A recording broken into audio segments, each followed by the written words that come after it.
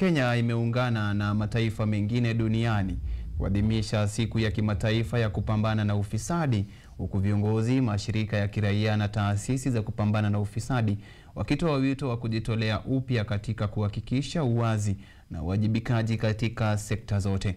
Wakizungumza wakati wa maadhimisho ya kitaifa yaliyofanyika katika ukumbi wa jumba la KICC hapa jijini Nairobi, maafisa wa tume ya kupambana na ufisadi nchini walisema kuwa ufisadi bado ni miongoni mwa vikwazo vikuu vinavyokwamisha ukuaji wa uchumi, maendeleo yenye usawa na kuaminika kwa taasisi za umma. Tazama.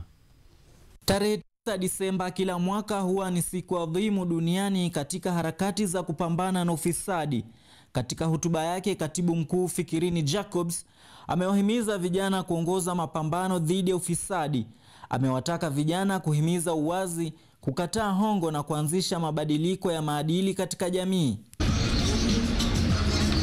Aidha, alibainisha kuwa wizara yake kwa ushirikiano na EACC na mashirika yanayolenga vijana inapanga kuanzisha mpango wa kitaifa wa wadau mbalimbali utakaoratibu juhudi za kujenga uadilifu miongoni mwa vijana. Maafisa katika tume ya kupambana na ufisadi nchini wakisisitiza kwamba mapambano dhidi ya ufisadi yanahitaji nia ya kisiasa inayodumu, umakini wa wananchi na mifumo madhubuti ya utekelezaji wa sheria.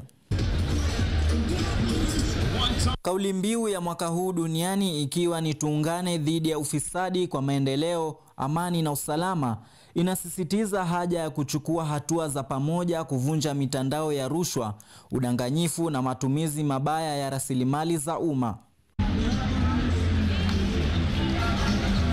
Makundi ya vijana yametoa wito kwa serikali kuongeza uwekezaji katika elimu kwa umma na kuwahusisha vijana katika uongozi.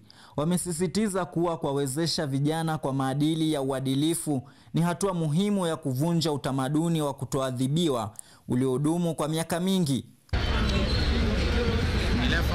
Rajab Juma, Runinga KU.